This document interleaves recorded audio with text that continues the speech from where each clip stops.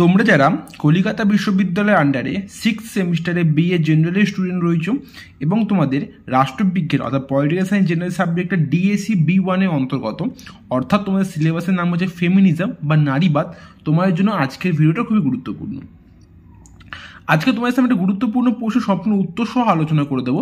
তার আগে তোমাদের বলে দিই, তোমাদের যাদের কাছে ভিডিওটা স্পষ্ট মনে হচ্ছে না, তোমরা কিন্তু ভিডিও সেটিংটা 1080p করে নাও। এর ফলে কিন্তু সম্পূর্ণ ভিডিও তোমরা ক্লিয়ারলি ভিজিবল হবে, নোটস করে সুবিধা হবে।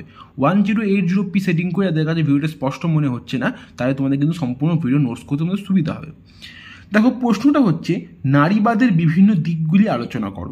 এটা তোমাদের মডেল 1 থেকে 15 মার্কস একটা উত্তর, এটা প্রশ্ন দিয়েছিল পরীক্ষা ইউনিভার্সিটির তরফ থেকে। তো এর উত্তরে আলোচনা করে বলে দিই, তোমরা যারা এই বইটাকে ফলো করছো, আমি বলবো না যে এই বইটা সম্পূর্ণ ভুল উত্তর দেওয়া রয়েছে। এই বইয়ের অনেক কিছু উত্তর সঠিকভাবে দেওয়া রয়েছে এবং সুস্পষ্টভাবে দেওয়া রয়েছে, কিন্তু আবার অনেকগুলো প্রশ্নের উত্তর এখানে ভুল দেওয়া রয়েছে। যেমন যদি এই প্রশ্নটা একটুখানি দেখো, তাহলে বুঝতে পারবে নারীবাদের বিভিন্ন দিকগুলি আলোচনা, সামাজিক দিক, রাজনৈতিক দিক, অর্থনৈতিক দিক, এইগুলো আলোচনা করতে হবে। কিন্তু এই বইয়ে দেখো, এই প্রশ্নের উত্তর দেওয়া রয়েছে যে দেখো প্রশ্ন দেখতে পাচ্ছ নারীবাদের বিভিন্ন দিকগুলি আলোচনা করো। দেখো, এতদূর অব্দি উত্তরটা কিন্তু ঠিক দেওয়া, এরপরে দেখে না নারীবাদী মতবাদ শুরু হয়ে গেছে, উদারনৈতিক মতবাদ, র্যাডিক্যাল মতবাদ। তো এখানে কিন্তু প্রশ্নে চেয়েছে নারীবাদের বিভিন্ন দিকগুলি আলোচনা করো, কিন্তু এখানে উত্তরে দিয়েছে নারীবাদী মতবাদ। তো আমার এই প্রশ্নের সঙ্গে এই উত্তরে কোনো রকম মিল নেই। যারা এই উত্তরটা লিখবে তাদের কিন্তু উত্তরটা ভুল হয়ে যাবে। তাই এই বইটাকে একটু এই কোশ্চেনের জন্য ফলো করবে না। এই বইতে এই কোশ্চেনের উত্তরটা ভুল দেওয়া রয়েছে। দেখো, কোনো বই সম্পূর্ণরূপে খারাপ হয় না, কিছু ভুল ত্রুটি থাকে, তো সেইগুলো তোমার সাথে তুলে ধরাটা আমার দায়ী।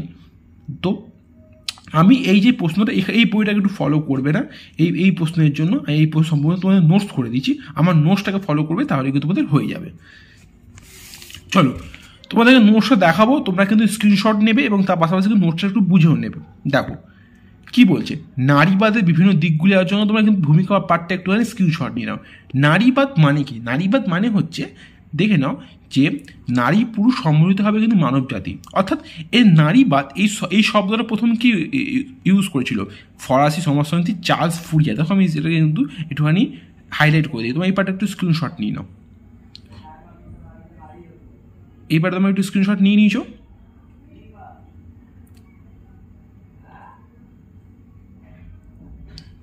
দেন নারীবাদের প্রবক্তাদের মধ্যে উল্লেখযোগ্য হলেন মেরি উইলস্টোনক্রাফট, খুবই গুরুত্বপূর্ণ, ফ্রেডরিক জন স্টুয়ার্ট মিল, বেট্রি ফ্রাইডেন, মিলেট। এই যে কেট মিলেট, এটা কিন্তু পরীক্ষায় একটা শর্ট কোশ্চেন হিসেবে দিয়েছিল যে কেট মিলেট কে, লিখতে হবে নারীবাদের প্রবক্তা। এবার একটু স্ক্রিনশট নিয়ে নাও, নিচে স্ক্রিনশট। এবার নারীবাদের মূল বক্তব্যকে এই পারে তোমরা একটু স্ক্রিনশট নিয়ে নাও। দেখো, নারীবাদ মানে হচ্ছে শুধু নারীদের আন্দোলন নয়, নারী পুরুষের সাম্য প্রতিষ্ঠার জন্য আন্দোলন। এবারে তোমরা একটু স্ক্রিনশট নিয়ে নাও,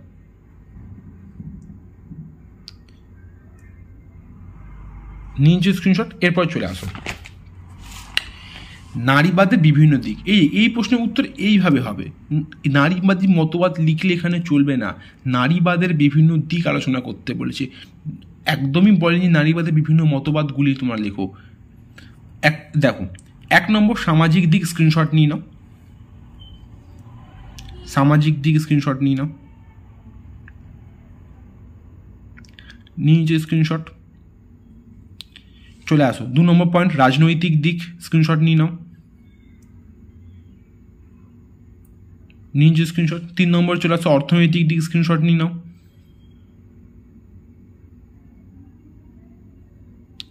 নিচে স্ক্রিনশট। চলে আসো শিক্ষা এবং সাংস্কৃতিক বিষয়দের স্ক্রিনশট নিয়ে নাও,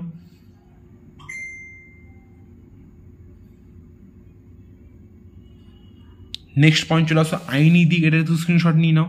খুবই সহজ নোটস, একদম সহজ ভাষায় লেখা, একদম সহজ ভাষায় লেখা, পড়লেই বুঝতে হবে কতখানি সহজ ভাষায় লেখা, পড়লেই মুখস্থ হয়ে যাবে। স্ক্রিনশট নিয়ে নিচে চলে আসো 6 নম্বর পয়েন্ট আন্তর্জাতিক এবং বৈশ্বিক দিক, এটা স্ক্রিনশট নিয়ে নাও, নিচে স্ক্রিনশট। 7 নম্বর পয়েন্ট চলে আসো চিন্তাগত দার্শনিক দিক, স্ক্রিনশট নিয়ে নাও, নিচে স্ক্রিনশট। এবং মূল্যায়ন, এই পার্টে একটু স্ক্রিনশট নিয়ে নাও। দেখো, একটা কিন্তু কোটেশন তোমরা মনে রাখবে যে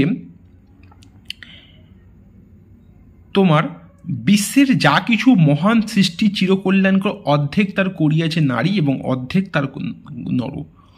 এটা কে বলেছেন? কবি কাজী নজরুল ইসলাম। এইটা কিন্তু একটু মনে রাখবে। মূল্যায়নের স্ক্রিনশট নিয়ে নিয়েছো।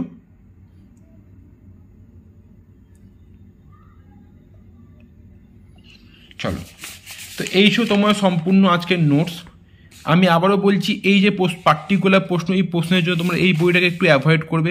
এই বইটা ভালো বই, আমি নিজেও ফলো করি, কিন্তু এই প্রশ্নটা এই বইতে একটু উত্তরটা ভুল দেওয়া রয়েছে আমার ব্যক্তিগতভাবে যা মনে হয়েছে। কারণ নারীবাদের দিক বলেছে, তার সঙ্গে নারীবাদী তত্ত্বকে গুলিয়ে ফেলাটা একদমই ঠিক না। তো এই ছিল তোমাদের আছে নোটস।